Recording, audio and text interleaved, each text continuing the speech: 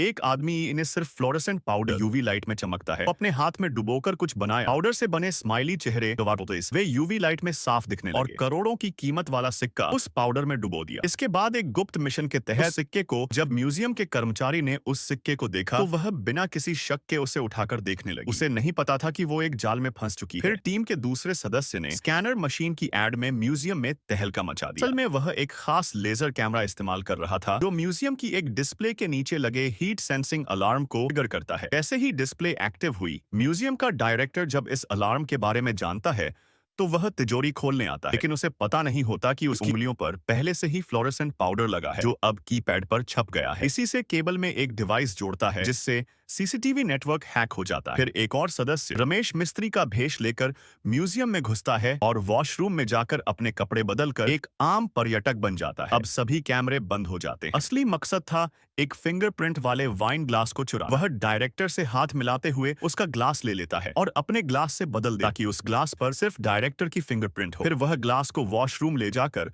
उसमें से फिंगरप्रिंट निकालता है। इसके बाद नकली फिंगरप्रिंट को अपने उंगलियों पर पहन लेता है और तिजोरी के दरवाजे को खोलने की कोशिश करता है। एक गलती और स्पेशल फोर्स आ सकती है, लेकिन दरवाजा सफलतापूर्वक खुल जाता है। अब उनके पास सिर्फ 8 मिनट क्योंकि सुरक्षा गश्त आने वाली है। जल्दी जल्दी में वे पासवर्ड वाला कीपैड स्कैन करते हैं और फिर कंप्यूटर की मदद से पासवर्ड हैक कर लेते हैं। तिजोरी खुल जाती है और वे डिक्लेरेशन ऑफ इंडिपेंडेंस तक पहुंचते हैं। लेकिन तभी अचानक कंट्रोल रूम से कैमरा फीड गायब हो जाती है। कुछ गड़बड़ हो गई। चूंकि फ्रेम में बहुत सारे स्क्रू थे, वे दस्तावेज को फ्रेम समेत ही उठा लेते हैं। जैसे ही वे लिफ्ट की ओर जाते हैं, अचानक दूसरी ओर से एक गुप्त गिरोह आ जाता है। ये लोग असली बंदूकें लेकर आए थे और उन्हें भी वही दस्तावेज चाहिए था। अब दोनों टकराव के रास्ते पर